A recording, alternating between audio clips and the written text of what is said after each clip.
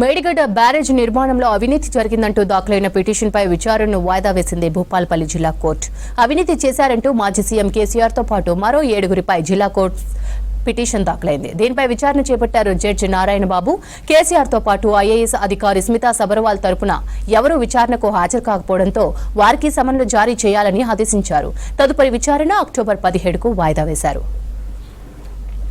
వేసిన మేడిగడ్డ కేసు ఈరోజు భూపాలపల్లి జిల్లా సెషన్ జడ్జి దగ్గర గౌరవ జడ్జి గారు ఇవాళ హాజరు కావడం జరిగింది.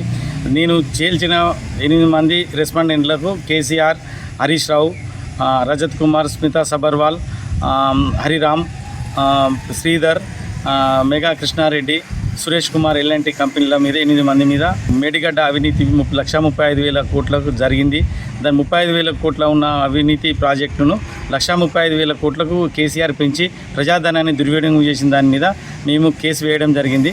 ఈరోజు కేసీఆర్ సమాలు ముట్టిన హాజరు కాలేదు. హరీష్ రావు తరపున లలితారెడ్డి, సుకన్య అనే అడ్వకేట్లు ఇవాళ వకలత్నామా చేసిళ్ళు. మేము అపీరియన్స్ అంటారు, క్రిమినల్ ప్రొసీజర్ ఇది. మెగా కృష్ణారెడ్డి, ఎల్ఎన్టీ సురేష్ మరియు రజత్ కుమార్ తరపున అవధాని అని సుప్రీంకోర్టు అడ్వకేటు మరియు శ్రావణ్ రావు, ఇంకో 2-3 అడ్వకేట్లు వచ్చి వకలత్నామా ఇవాళ వేయడం జరిగింది. శ్రావణ్ రావు అంటే ఎల్ఎన్టీ కంపెనీకి వేయడం జరిగింది. మాకు కోర్టుల మీద, చట్టాల మీద గౌరవం ఉన్నది. గౌరవ భూపాలపల్లి జిల్లా జడ్జి గారు అక్టోబర్ 17వ తారీఖు నాడు వాయిదా వేయడం జరిగింది. మళ్ళీ ఇద్దరికి, స్మితా సబర్వాల్కును కేసీఆర్కు మళ్ళీ రిక్వెస్ట్గా ఒక లాస్ట్ టైం ప్రాసెస్ చెల్లించమని రాకెట్ మీద రాయడం జరిగింది. మేము దీనికి కోర్టు ఏ విధంగా ప్రొసీజర్ ఉన్నారో కోర్టు ప్రొసీజర్ ప్రకారం మేము ఫాలో అవుతాం.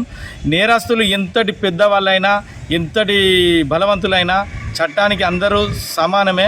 వాళ్ళను శిక్షించేదాకా ఈ ప్రజాధనం, దుర్వినియోగమైన ప్రజాధనాన్ని రికవరీ అయ్యేంత వరకు మేము ఈ పోరాటం చేస్తేనని. మేడిగడ్డ మీద అది మిస్అప్రోప్రియేషన్ జరిగింది, పబ్లిక్ సొమ్ము దుర్వినియోగం అయింది 1,35,000 కోట్లని దివంగత సంజయ్ రెడ్డి గారు కేసు వేశారండి రాజలింగమూర్తి తరఫున.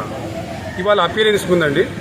నేను చీఫ్ ఇంజనీర్ తరఫున శ్రీధర్ గారి తరఫున నేను వకాలతనామా వేసినండి. ఈ రోజు నుంచి వెళ్ళి 17/10/2024 వాయిదా పడిందండి. కానీ అంతకుముందు ఏంటంటే గవర్నమెంట్ ఆఫ్ తెలంగాణ ఏం చేసిందంటే ఫార్మర్ సుప్రీంకోర్టు జడ్జి గారిని అపాయింట్ చేసింది, పీసీ ఘోష్ గారిని. వారు ఇన్వెస్టిగేషన్ చేస్తున్నారు. వారు ఇంకా రిపోర్ట్ సబ్మిట్ చేయలేదు. వారు అక్కడ ఎంక్వైరీ చేసుకుంటూ ఇది నడవడానికి వీల్లేదండి. సబ్ జ్యుడిస్ కిందకి వస్తుంది. ఈ కోర్టుకు పెద్ద అధికారం ఏం లేదని